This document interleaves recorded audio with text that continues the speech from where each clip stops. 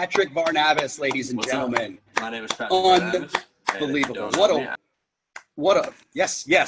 a wonderful talk. Let's see some ones. Patrick, we have you here live, my friend. Hello. Hello. Can you hear me? Well, we can hear you and we can see you. Look at that. All those ones are for you. That's love. Fantastic. That's the love. I think people were blown away by this talk, man. You know, we have a lot of members that don't know what cardistry really is about and really hasn't seen much of it. We have a few cardists that come to our convention, and, you know, Spud, for instance, or Ben Colosi. Yeah, love Spud. You know, we've had some guys show up. Yeah, but really the membership really didn't understand really where cardistry fit in. And I think now that they've heard your talk, it becomes very clear where cardistry fits in. So thank you very, very much for kind of clarifying and shining a spotlight on cardistry today. Well, thank you for having me. I'm very happy to be here. I hope that I'm in any way qualified to be here. I'm going to do my best. It's very, very nice to know that people. Well, you are, man. So nice. Yeah. We're all, you know what? We're all playing card geeks, and you know, we no one's judged anyone. We all love each other here. So, but man, there's going to be a lot of questions in the chat. So if you have any questions for Patrick, please throw them in the chat right now. But let's, you know, real quick, let's just talk. I know a lot of people are probably going to ask things like, well, what is the future? What are you talking about? And I know that it's so hard to actually answer that question. We don't know what the future is, right? Like, oh yeah. Do you have a crystal ball? Patrick? I do not. Incidentally, right. I do not. Right. So I don't think that we're going to be able to answer questions like that, guys. But I think Patrick was really clear about the notion that the cardists are doing things with cards that the game players, the magicians, and everyone else really isn't doing. They're pushing the cards to their limits, breaking them in a way, and then getting this kind of empirical data that can be delivered back to, let's say, the manufacturers, for instance, to improve the product. And I gotta say, I've never heard anyone say this kind of stuff out loud. And so this is really, really refreshing to hear from you, man. Thank you. That's amazing to hear that. Right now, I'm seeing a lot of people are asking the big question is, hey, what specifically are you going to do to change cards? Are there any specific things that you could think to do to change cards? And now that's an interesting question, because I think it's intuitive to want to ask that, to say like, oh, you guys are going to say, we want this new texture. We have a new idea. It's like a triangular texture, like that's different from air cushion. But the reality is that we're not paper engineers per se. But what we do have is we have hands that are very equipped to say yes or no when handed a deck of cards. And sometimes that's all paper engineer actually needs, is a solid yes from like 15 to 20 people that are you can really depend on, who have those intelligent hands that are going to be there, that are going to try to give you their best answer every time. That's all I'm going to guarantee for you, that we're going to try to apply all of that insight as precisely as we can, given the question. You're reverse paper engineers, is what you're saying. Exactly. You should put that on a t-shirt. We're the place where the paper engineers come to, and just to get a surface level understanding of, are we even in the ballpark? Because here's the thing. If you had come to me years ago and you had said, we're going to improve the deck of cards fundamentally in a way that you're not expecting, I don't remember when the change happened, when crushed playing cards became the standard. Do you know what year that was, Lee? I don't know a specific year, but it wasn't too far long ago. Definitely not too far long ago. I would not have thought that level, that kind of jump was possible. But the entire cardistry community went, oh, well, okay, love that. That's great. And then immediately the information changes. The whole market changes. So if you're asking us, like, hey, you know, what are you going to do? What are you going to change for cards? Well, we'll say, well, hey, cards are awesome. We love cards. We already love cards. I love old cards. Cards are great, you know. But then when they come out with a crushed deck of cards and you go, okay, well, you experience that difference for the first time, and then all of your favorite cardistry brands pivot over to crushed stock, and the next thing you know, your tastes have changed, you know. So that's why I'm here, and I probably would have shot down this topic a few years ago if not for that new optimism of like, wait, maybe I don't know how good it can get, but I do know when I like it. I definitely know when I like it more. That's right. Like you said, your hands know if it's a yes or it's a no. Exactly. And, you know, and I have to wonder, were they having these kinds of conversations in 1863, right? That was the year prior to when Salady invented the indice, right? So were they having these I mean, I have to assume, perhaps they were saying, how do we make this better? Because of course, things can always be better, right? And what I think what was so important about what you said were test cases, right? It's the test cases that provide this empirical data. And I think really what's so important with the cardistry community is that you are the test case right now. Exactly. And that's exhilarating, right? That actually just gave me chills. Throw some ones in the chat for Patrick. Can we get some questions, Patrick? That's the main big question that I saw, but I'm scrolling through to see if I could. I see a lot of ones, so let me see if I can't find. I see one. I see a really good one from Elaine Benoit talking about back design as it relates to cardistry. Okay. Do I believe that there are back designs that are more effective, or? I don't think he asked that specifically. It just was, he wants to know your take about back designs, that the ones that cardists are using. So if you'd like to answer it that way, by all means. Well, I think that you've seen over the years that a few what I like to call silhouettes have emerged, where you see a frame like a circle back, for example, a tally house circle back. There are many decks that use the circle back silhouette. So I understand decks in the context of silhouettes. You see the classic, the standard layout, what I like to call the standard layout, which is the like winds or bicycle cards, where you have the rider back, just two circles that are above each logo deck, stuff like that. Even though calling a rider back a logo deck is kind of a liberal usage of that word. Someone just said duo by Lotus in Hand. That's actually a great example that when I saw that really struck me as like, wow, what an actually new silhouette. I haven't seen a deck that really captures this X, frame so strongly as that. That's actually one of my favorite standout cardistry decks of the last few years, Duo by Lotus in Hand. But anyway, so there's only really been in the cardistry community, like you see decks that are appreciated for the art and all that, and we saw all of that for years, because obviously a lot of us started out as magicians. We saw the decks that were on Theory 11, on Illusionist, and that's what I understood the market to be, and in my eyes, those the kind of art decks would ultimately fade out in favor of decks that were just easier to understand. Decks where the thing that I like to do, I call it the squint test, where if I hold up a deck of cards over here in the distance, if you can't tell me what it is, then I don't really like it very much. You know what I mean? If you can't squint your eyes and still tell what it is, then I feel that silhouette isn't particularly strong as a silhouette. And in the context of cardistry, that's really the only quality that I try to avoid with the cards that I use. I just like it to be that in like a dark environment or like a bad camera or what have you, they can still easily identify the deck of cards and it doesn't get in the way of what I'm trying to do. So that's how I feel about back designs. Okay, can I ask you a question about that? I have a question. So I don't know, and I know that these are all, personal tastes. When you say that, when you hold it back and you do the squint test, I know that's specifically for you. Yeah. But in a broader context, the entire cardistry community, I know it's hard to generalize a community. What I've been noticing is that the cardistry community has started to put out decks of cards that seem very simple and plain to the onlooker who don't understand that in motion, the deck takes on a different form and look. And I guess a really good example I have is like the anyone with just the dot, one of those just dot decks, stuff like that seems so weird and simple to someone who doesn't really understand. And so maybe you could clarify and shed some light. And again, it's a personal thing, so I understand if you personally might not be into it, but from a general standpoint.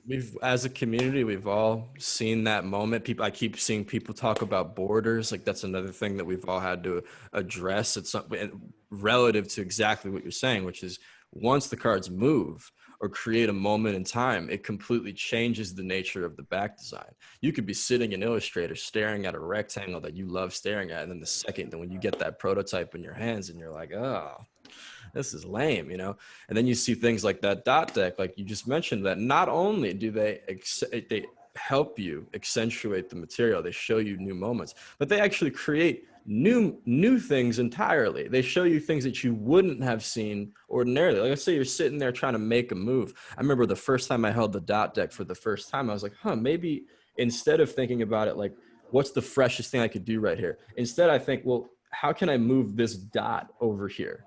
And that simplifies that process just a little bit. And sometimes all you need is that little bit of difference on where you're standing, just that little bit of difference to help you see the world differently. And that might be all you need. So that's why whenever you see people experimenting with decks like that, we're always kind of excited. But it's a fine line. It's a very fine line, because while some gimmicks are very nice, others are just that, gimmicks. And when they come off as gimmicks, you don't want that to bleed over into your cardistry. Absolutely. Yeah, man. Yeah. What a great answer. What a great answer. So we have more questions in the chat room. All right. Let's see what's coming up here. Let's see here. People are asking. Yeah, they're talking a lot about borders and things like the Flex deck. What about the Flex deck? Flex by Lotus Mr. Bailey. Correct. Is that Flex or Flux? Which deck are you talking about? I think that I only know about Flux. Yeah, Flux. It's Flux. There we go. There you go, Flux.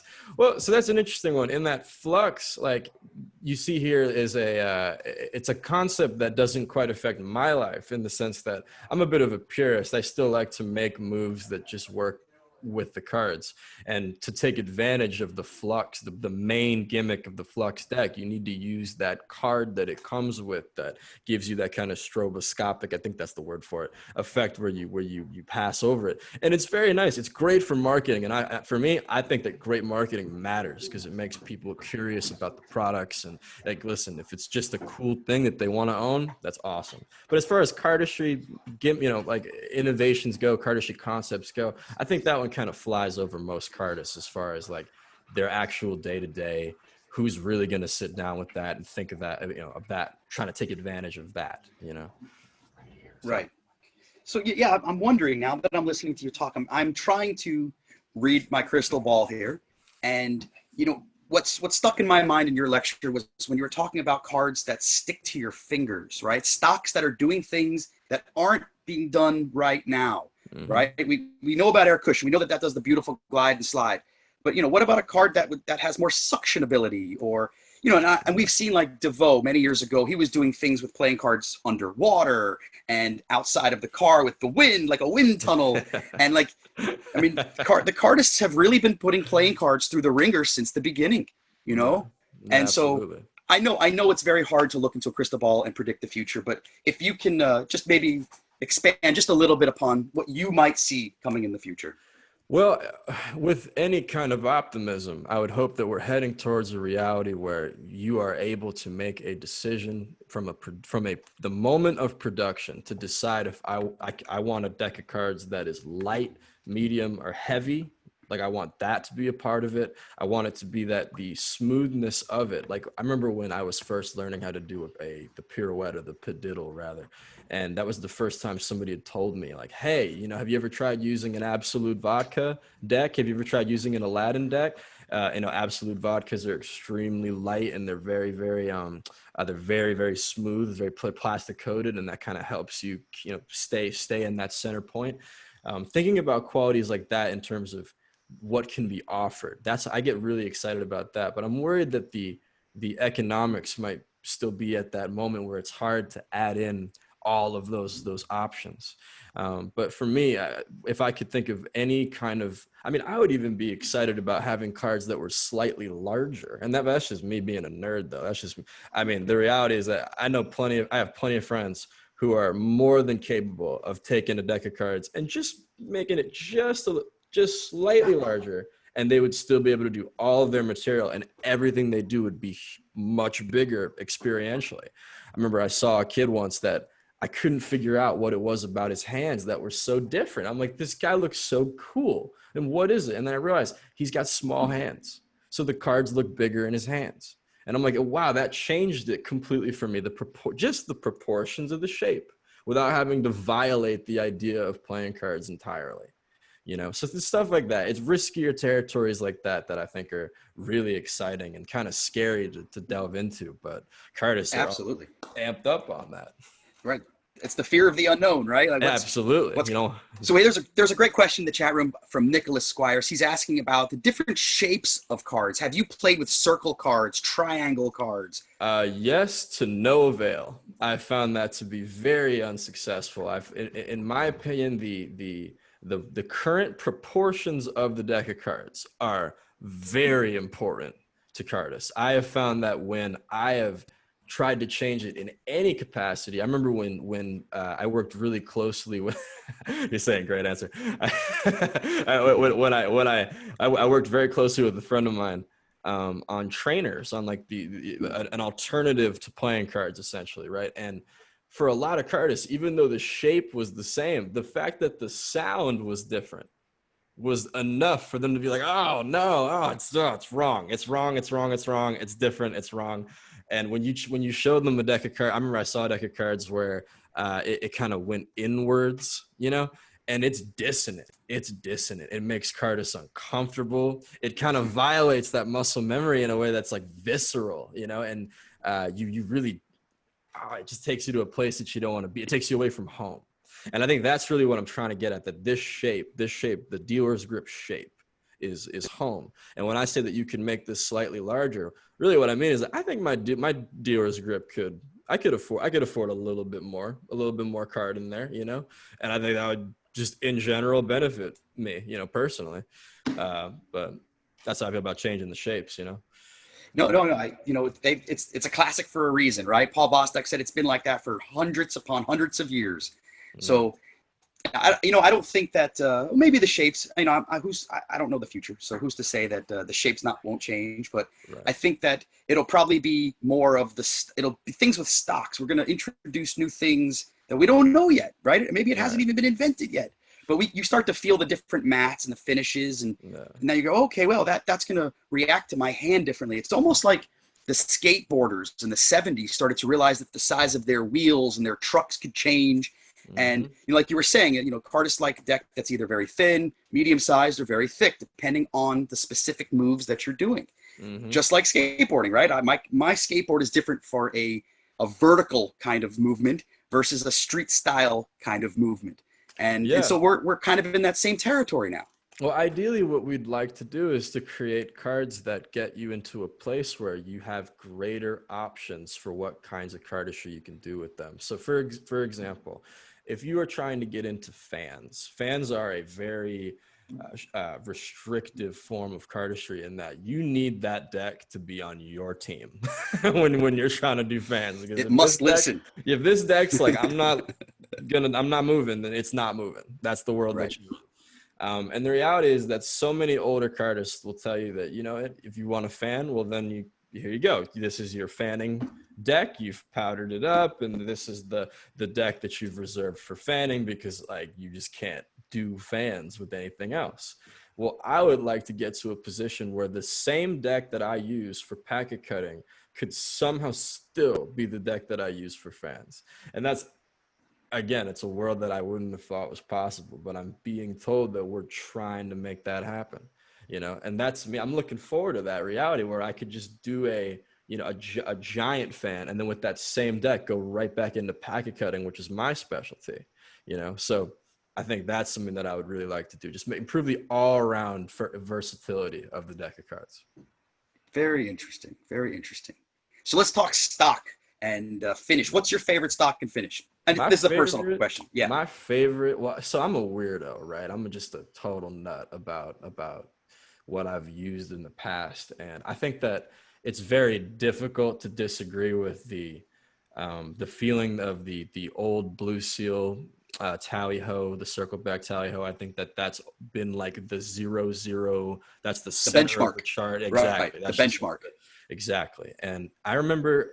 But I've had tons of fun as well, though, with really specific stocks. Like, for example, Legends Playing Card Company, they had the Legend V1 deck, the very first one on that. I think it was called Diamond Stock or whatever. And I remember just thinking, this is such a strange deck. It's so heavy and kind of sharp and rigid and mean to me almost. But when I do a fan, it still works. And it was the first time I'd ever experienced that, that a plastic-coated stock could or what felt like plastic coated could still do everything I needed it to do. I think my personal favorite, honestly, right now it is Crush Premium just from USPCC. I think that's what I've trained around, and I'm very, very content with it. I think it's exciting how good it is. Like it's so nice that I can rely on the fact that every deck I open that's crushed is just gonna, if I do my job, it's gonna be great. So that's where I'm at with stock. For those people in the chat room who don't know what crushed premium is, that's the B stock, right? That's the best stock that USPCC actually offers. You have to pay a little extra for it, for those of you who are making decks with USPCC. And they actually take the paper and they'll crush it down. They'll actually push it between two metal plates and crush it down to a specific number that just, it said, my hands say yes, as Patrick would say. Yeah. I see Lance T. Miller is in the chat, and I would love to take this as an opportunity to say that Lance Miller started a Facebook cardistry group many years ago, and I met my first friend in cardistry in that group. And if he hadn't made that Facebook group, I don't think that I ever would have had this job. I never would have started my page, and I don't think I ever would have had a reason to have made the material that I made. So that should serve as an example for everybody that wants to connect people in your life, because you never know who it's going to affect. And seeing that name pop up in the chat just made my heart jump a little bit, because that's really something special that I still get to see that name. So that's awesome, man. Put some ones in the chat for Lance right now. Lance actually is showed up very early in 2012 to 52 Plus Joker, right? Like he was one of the first, and if not the first. And he's been a club supporter ever since. Actually, if you have time, Patrick, we'd love for you to stay the entire day. Lance is going to be teaching everyone in the chat room. Listen to this. Lance is going to be teaching you how to draw playing cards. Okay, that's going to happen today. Today, we're going to give him a full hour. It's going to be tremendous. So, Lance, those ones are for you, buddy. Lots of love. Thank you for being here. Right on, Lance. Yeah. All right. So, more questions, guys. Put your questions in the chat. Put your questions in the chat. Anything. Cards, questions. Here's a question. Questions. Clothing Here's questions. A question. I know Kevin Seamy. I know Kevin Seamy definitely talks. I think Kevin posted this up a couple months ago, and actually, it's something that Jason McKinstry and I talked.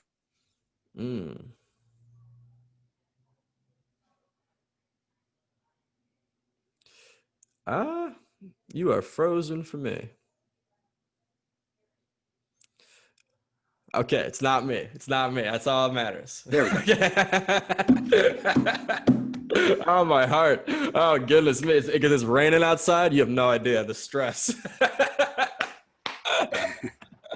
Oh, goodness. There we go. I'm back. I'm sorry. We're dealing with all types of stuff. But did my mic go out? Could you hear the rest of my question? I couldn't hear you. No, you froze right at the very beginning. Oh, it was the greatest question. I can't believe you didn't hear it. No, I'm kidding. I was asking, how do you think the cardistry community would feel about playing with decks of cards made in the 1880s, 1860s? I mean, like, for me, I'm in this world right now where all of my current passion has been in the past. I have been so future oriented for so long. And then I realized, there's so much to learn from the historical perspective that you can have. Like, I think that there are three things that are necessary in order to be fantastic at anything. And I'm going to rip this from a Leonard Bernstein lecture that he gave at Harvard one year. And he said that what you need is historical perspective, you need taste, and you need an analytic method. And I think that right now, the market could benefit so much from learning more and more and more about history, such that our taste can be improved. And the only way to learn more about history is to not only go back, but to apply meaningful analysis to that history, so that our taste can be proactively improved as opposed to reactively improved. We don't want to find out, through how slow progress can be. Let's go back and look at how much progress they've made, and then make sure that our tastes are up to their standards first before we arrogantly assume that we just know everything. So throw some ones. That was the greatest answer I have heard all day, man. Like, dude, the hair on the back of my neck is standing up right now. Like that, I am going to go back and I'm going to rewatch that. I'm going to write that in a quote. Like, that was tremendous, Patrick. The chat is going crazy with ones right now. For all of the antique and vintage collectors out there, here's something that's going to blow your mind. Maybe that we didn't make clear, but Patrick said it earlier. Their favorite deck of cards of Cardists is a deck from the 1880s. It's Tally-Ho. It's A. Doherty, right? Andrew Doherty's Tally-Hos. Exactly. And so here is where we get to really see Tom Dawson's vision from a playing card collector standpoint, right? Tom Dawson, my mentor, one of the greatest playing card ambassadors to ever live, saw that we all needed the antique, the vintage, and the modern all believe in the same thing. Exactly. We all love the same thing. And then we included the designers who believe in the same thing, and the Kickstarter backers, and the magicians, and now the cardists. It feels like we are one huge family right now. I agree. I think that a holistic approach is necessary. I think that the only way to really objectively approach the big picture is to understand that all of these pieces have to work together, and that it is a balanced thing. If any one community is too supported or too neglected, the information is what suffers. The culture as a whole is what suffers, and the technology of the conversation suffers. And that's something that we all have a responsibility to go out of our way to preserve and to enrich as well. This is man, this talk is so good. This talk is so good. I love it. I see this really question. Quickly. I see this question. Is it a good idea to start with trainers to get into cardistry? No. Go to CVS, get a deck of cards, and go to YouTube and look up Lotus in Hands Cardistry Boot Camp. It's 25 videos. Just cards. Start with cards. Don't try to make it anything other than cards, because it's going to suck at some point no matter what. And that's fine. It's fine, because this took me a little while to figure out. But if you drop cards, nothing happens. Nothing actually happens. No one fires you or anything. So just practice over a bed so you don't kill your back picking up the cards constantly. Yeah, go to like a Costco and get like a brick for like $20 or something, you know. For those of the people that knew me in university, because I don't know if people know in the chat, like I too am an old cardist from days way back, a grandfather, if you will, of the industry. Yes, sir. And I in university, I would play with Jerry's Nuggets, and my floor would be littered with just cards all over the place, because I would do what you just said. I would get a brick, I'd pop one open, I'd start playing, cards would drop, and I'm like, oh, I need a new deck. Get a new deck, crack a freshie, as we would say, and just start playing, and there's another one, and another one, and man, you couldn't even see my floor. It was just covered in cards. Oh, yeah. No. But here's the pro tip. Practice over a bed, guys, because as you get older, it hurts your back to just pick up cards constantly. Exactly. All right, more questions. Let's bring some more questions. I don't want this to end. I really don't want this to end. And you did answer the one question I was about to ask, is how do people get into cardistry? Like, what's the most shallow pond they can swim in? It's tough. I can still talk a little more about that. It's tough because if you come to cardistry and you're like, hey, I feel like the front door isn't as obvious as it should be. Like, I feel like it should be a little easier to figure out what my first step is. And you are 100%. That's 100% right. You're right. I think one of the major things that we are lacking as a culture right now is a really refined education infrastructure. I think that that's something that you're just going to have to bear with us, and you're going to have some love in your heart, and you have to have that desire to go out and find it. But if you want my advice from a guy that I took way too much time. Honestly, I think I probably wasted 3 or 4 years because I just didn't understand where to go. I didn't understand where to go. The first thing you got to do, you got to learn those one-handed cuts. You got to learn the revolution cut, the Charlier, the scissor cut. You got to learn the revolution 2, stuff like that. The one-handed cuts, they're boring. Nobody wants to learn them. Nobody wants to learn them because what they want to do is they want to go to the stuff that they saw in that video, and they want to learn that stuff, you know. But what the latest and greatest. They go and they find a tutorial, and they sit down and go, oh, great, I found it. I finally found the tutorial, and they go start learning it, and then they can't learn it. And they get discouraged, and they go, I can't even remember these moves. Like, they're like, I don't even understand how you can remember all the steps. So before you get into all of that, you just got to understand, like, just like with like learning, like, you know, guitar or something like that, you got to learn the basic chords first, and everybody's got to start small. So the one-handed cuts, learn some basic fans, the thumb fan, the smear fan, the indice fan. Those 3 fans by themselves are enough to make any stranger think that you are as good as cards as you can possibly be. Yeah, the bar is very, the bar is so low you could tunnel over it. It is so, expectations are very reasonable. So in my current world, I think that if you just went to that boot camp, that Lotus in Hand boot camp, I'd say you'd be better off than basically my entire generation was, you know. So And that's that's a great interesting you place to say that, start. because every generation is building on the next generation. Like my Exactly. generation, we certainly didn't have the kind of community that is around today. And we're certainly like a satellite community, part of the magic community. And at the time when I was growing up, a lot of the magic industry was like kind of poo-pooing cardistry. They didn't understand it. They thought it was juggling. You'd hear the word, oh, they're just juggling. And I knew in my heart, this isn't juggling. This is like we're dancing. This is an extension of oneself. I'm expressing myself. Yeah, And it's so kind of I'm like so proud. it's a bit like writing, actually. Like it's so strange. Like there was a comparison that was given to skaters a long time ago. Zach did a talk on how Cardists are a lot like skaters, and it's funny because sometimes I feel that that's a little bit flattering. I feel like that's a bit flattering because Rodney Mullen. right. In reality, some days I'm like, it's more like they're like poets. Sometimes they're more like just people that have things to say, and they're trying to say it in a way that makes people feel something. And to me, I think that that's the kind of cardistry that I really strive for. It's that cardistry that goes beyond just seeming cool. That goes just beyond that the hype, that surface level. Like, can I make, instead of trying to project this feeling of like, wow, you're so smart, or wow, you're so good. Instead, I just want to take a bucket of water that is my humanity and just chuck it right on, and you're like, wow, that's undeniable. I mean, that's not good or bad. It's just and I think that's the spirit of cardistry. And I think that when you call it juggling, that it doesn't diminish it at all. I mean, it's that, because juggling is amazing. It's a misunderstanding. I think it's just a misunderstanding. It's a missed opportunity, if anything. Absolutely. Okay, so there's something epic just dropped in the chat that I just saw fly by, and the chat's kind of going crazy.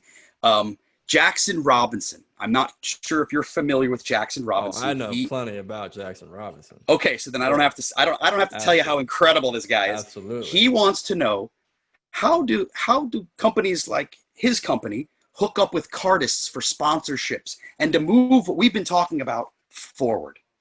Well, the reality is that firstly, you have to become very practical about who in this community is actually worth money. Firstly, just right out the gate, because you might find a kid that's got cardistry that you like that isn't going to move your brand forwards in a way that you really want him to. The second thing is that once you've honed in on what people are the correct people to send money at to begin, at all, you have to then go, okay, I need to set practical expectations for what I really want out of this guy, and thirdly, you might need to make friends in the community to have any of these requests taken seriously at all. He says, I want to find Cardists that are worth some money that I can design Cardist decks. Well, it depends on the money that they're being offered, friend, because the reality is that if you're talking about the guys that have serious pull, it's gotten to the moment where they understand their value, and they know that, when they're being used to create a product, which is like, they're content with that, but it comes down to the offer that they're being received, It seems like they're, new territory. I'm just saying it's new territory. It seems like it's influencer world, right? We're talking about people who will, you see someone holding this deck and all of a sudden everyone wants to own it. Yeah. And that's definitely influencer territory, which is, it's new with social media, right? We didn't have that 10 years ago. Or maybe we did, but just not in the same way. But also influencer territory is also like a confusing thing as a whole. Cause like you would see, like, some companies will tell you that I don't really like the word influencer. I find it to be kind of gross. I think that when they talk about influencer culture and they talk about how, it doesn't, is it actually worth money? Is it actually worth money? That's the question. Is it really worth money to invest in people that have social pull like this? Well, I think that if you are misunderstanding the nature of social pull, then it's not going to be worth the money. So like, if I go to a kid that's got like 25,000 followers, but I don't actually understand the narrative, I don't get what that kid means to the rest of the kids, well, then that 20,000 followers doesn't mean anything. It's not going to actually bring you any social pull. You could have a kid that has 8,000 followers, but he is exactly in the right place at the right time. And if that kid's on your side, well, then then the game changes. Every kid sees that, oh, he likes that. Wow. I've never thought about being a Jackson Robinson Cardist before. I've never thought about that. And then the dream gets created. But if it's just some inflated person that just a name and a face and some followers, then like, yeah, it might be just money blown, money thrown in the wind, you know. So that's where I'm at with that. You So got to understand the narrative was the main thing. You got to know right. who's real. So here's the thought. If someone like Jackson were to contact you, and there are other deck designers in the chat now listening as well, if they were to contact you, would you be able to help them connect them with the community? Because obviously they're all your friends. I would absolutely be willing to speak to them.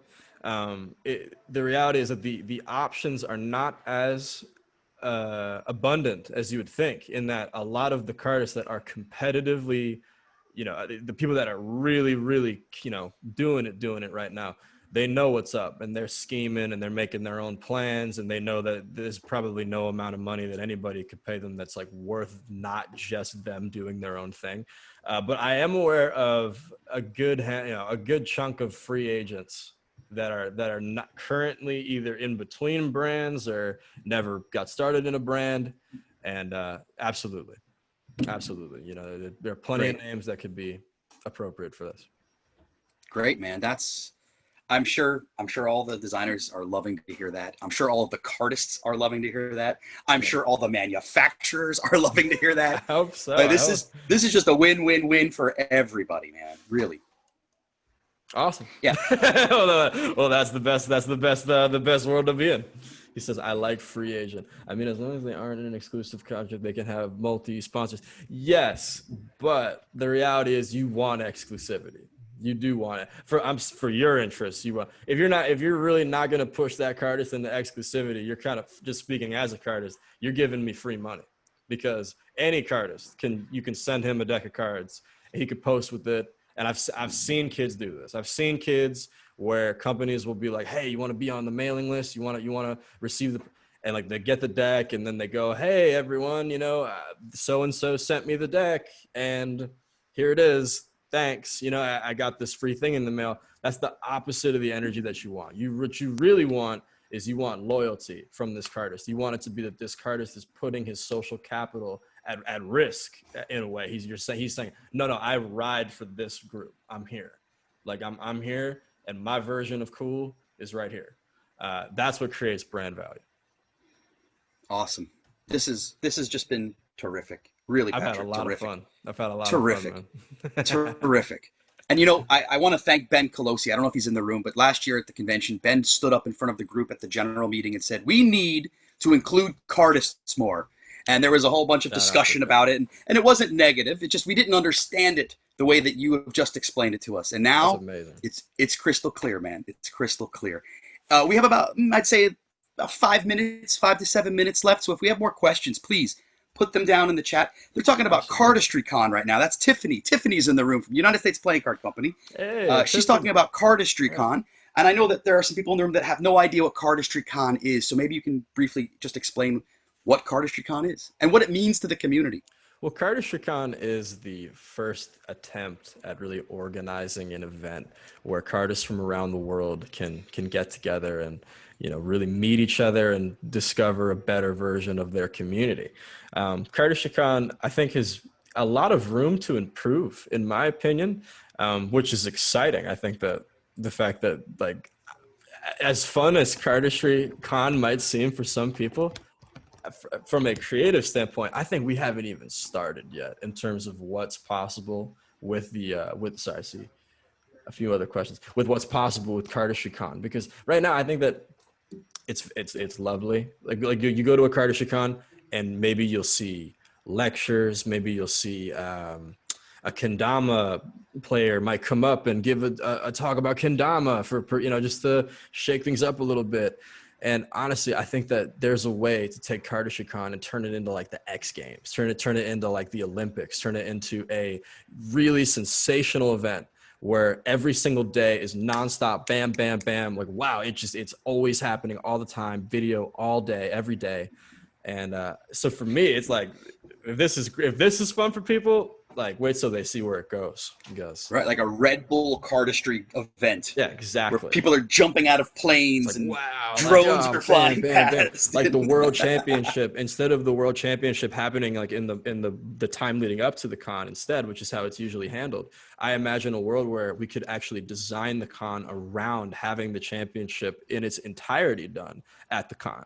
So like right now, the state of competition in cardistry is very fluid. Like I've been involved in I've judged 2 of the world championships, and then I stepped away from it because I didn't feel like I understood it. I didn't feel like I understood what we were trying to do. And I think that for the sake of the competition and also for the sake of the con, that the best form of the competition would be that if we get a bunch of kids that get into the competition and we say, hey, you're going to film 5 videos. Each of you are going to film 5 videos. And then we have a 5-day long event. And on each day, there's round 1, round 2, round 3, round 4, round 5. So the entire event is just nonstop competitive cardistry. It's voted on live by judges, like similar to the NBA dunk contest. So it's like, oh, bam, 10. There you go. Instant validation. Yay. Yay. None of this. No more. Like right now we have to deal with a lot of politics, and dealing with the online community can be a little bit difficult sometimes. But just, I cannot wait to see how much more fun the competitive scene can get in conjunction with the convention itself. So Absolutely, man. This has been so good, Patrick. I don't want it to end. hey, me neither. So good. So good. Do me a favor. Throw some ones in the chat for this guy. I called him up almost last minute and said, please, Patrick, can you talk about innovation with the cardistry community? And he put together this presentation for you guys. Show him love. This is all for you, Patrick. Thank you so much. Thank you. Thank you so much. It's been a real joy. And please, stick around. Stick around all day. You know, Lance Miller will be teaching how to draw playing cards. I think that you should probably check that out. He would love, I'm sure, if you stay. Yeah, of course. I think I could really use that information. All right. That's been amazing. Absolutely. Thank you. Patrick, again, thank you. Thank you for having me. You've all been so warm. Really, I feel very, very welcome. This feels like home. I love that you're all card people and you feel like family. So thank you for having me. Really, really, really nice of you.